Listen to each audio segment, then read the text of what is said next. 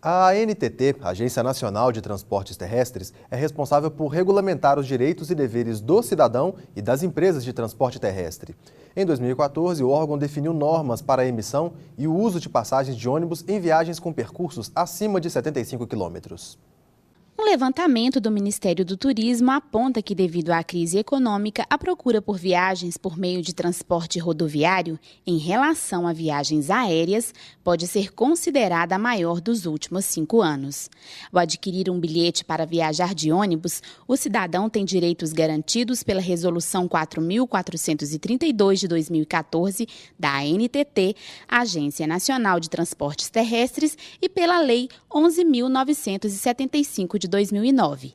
Entre as garantias está a validade estendida da passagem, como explica a especialista em direito do consumidor. A legislação está falando o seguinte: se o consumidor ele adquirir uma passagem aérea e não puder utilizá-la, ele vai ter um prazo de 1 ano para poder remarcar a sua viagem aí, ou seja, não haverá perda dessa passagem terrestre.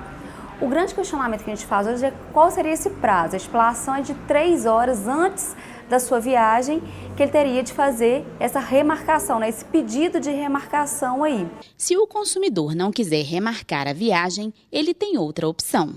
Ele poderia também realizar o cancelamento dessa passagem com solicitação de restituição do valor que foi pago. Que a princípio, né, até 3 horas também antes da viagem, ele poderia fazer esse cancelamento com pedido de restituição. Na restituição do que foi gasto com a compra da passagem, as empresas têm cobrado até 20% do valor investido pelo consumidor. Nós, né, da Defesa do Consumidor, entendemos ser um pouco abusiva, porque a legislação ela fala de até 20%, nós entendemos que ela deva ser de 5% de aplicação de multa.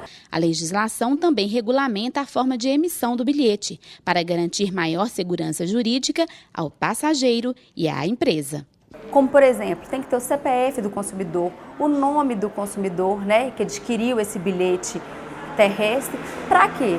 Para que na eventualidade dele querer transferi-la para terceiro, é só ele ir lá, né, em conjunto com essa pessoa e solicitar que seja repassado para um novo CPF, fazendo com que ele não perca a possibilidade de utilizar esse bilhete terrestre aí.